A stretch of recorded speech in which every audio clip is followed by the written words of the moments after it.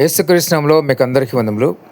ఈ మధ్య కాలంలో చాలామంది క్రైస్తవుల్ని క్రైస్తవేతరులు ఏమంటున్నారంటే, మీరు మీ క్రైస్తవ దేశాలకి వెళ్ళిపోండి. మా దేశంలో ఉండటానికి వీల్లేదు అని చాలామంది వ్యాఖ్యలు చేస్తారు. నేను ఈ మధ్య కాలంలో 2, 3 రోజుల క్రితం కూడా ఒక యూట్యూబ్ ఛానల్‌లో కూడా ఒక అతను చేసే వ్యాఖ్యలు ఏంటంటే, మీరు మీ దేశాలు వెళ్ళిపోండి. మీ క్రైస్తవ దేశాలకు వెళ్ళిపోండి. అతను అంటాడు, నేను ఈ గడ్డ మీద పుట్టినోడిని నేనెందుకు పోతా అంటాడు. కాబట్టి ఇక్కడ తెలుసుకోవాల్సిన విషయం ఒకటి ఉంది. చాలా జాగ్రత్తగా వినండి. ఎవరైనా సరే ఈ భారతదేశ పౌరుడు ఏ మతాన్నైనా, ఏ రిలీజియన్ అంటే ఏ దేవుడినైనా పూజించుకునే హక్కు రాజ్యాంగం కల్పించింది. ఎవరిష్టం వాళ్ళదై ఉంటుంది. ప్రతి ఒక్కరు గమనించండి. వేరే మతాన్ని లేదా వేరే రిలీజియన్, వేరే దేవుణ్ణి వాళ్ళు ఇష్టపడి వేరే దేవుడిని ఆరాధించినప్పుడు నువ్వు వెళ్ళిపో అనటానికి ఎక్కడ కూడా అధికారాలు లేవు. ఎక్కడ కూడా ఏ రాజ్యాంగం కూడా వెళ్ళిపోమని చెప్పట్లేదు. భారత పౌరుడు ఎప్పటికీ భారత పౌరుడిగా ఉంటాడు.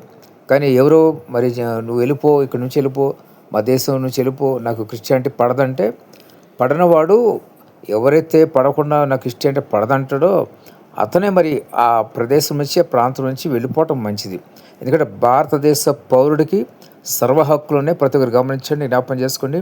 ఎవరైనా సరే భారత పౌరసత్వం ఉన్నవాళ్ళు రాజ్యాంగ ప్రకారం అన్ని హక్కులు ఉన్నాయి. అది చాలామంది తెలియక నోటికి వచ్చినట్టు మాట్లాడుతున్నారు. వాళ్ళు సరిదిద్దుకోవాలి. లేకపోతే కనుక సుప్రీంకోర్టు ఈ విషయంలో జోక్యం చేసుకుని ఎవరైతే ఈ వ్యాఖ్యలు చేస్తున్నారో ఈ సుమోటోగా తీసుకుని, ఈ వీడియోలు చూసిన వాళ్ళు సుమోటోగా తీసుకుని సుప్రీంకోర్టు వెంటనే వారిపైన కఠిన చర్యలు తీసుకోవాలి. లేకపోతే దేశం ఇదే విధంగా దేశ ప్రజలందరూ కూడా క్రైస్తవుల మీద రెచ్చిపోతూ ఉంటారు. ఈ విషయమై సుప్రీంకోర్టు వెంటనే ఒక ఆర్డర్, ఒక బిల్లు పాస్ చేసి క్రైస్తవులకి ఎంతో రక్షణ కల్పించాలి. ఇప్పటికీ అనేకసార్లు సుప్రీంకోర్టు అనేక విషయాల్లో, అనేక సందర్భాల్లో చక్కటి వ్యాఖ్యలు చేసింది. క్రైస్తవులకు అనుకూలంగా మాట్లాడింది.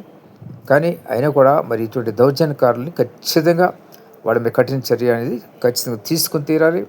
అప్పుడు మాత్రమే మన దేశం బాగుపడుతుంది. లేని పక్షంలో మన దేశం ఒక ఎందుకు పనికిరాని దేశంగా, ఒక అల్లరి దేశంగా, ఒక నమ్మకం లేని దేశంగా, ఒక మూర్ఖ దేశంగా అయిపోతుంది. దేవుడి మాటలు అందరికీ దీవించి హెచ్చరికలు చేయనుగాక. ఆమేన్.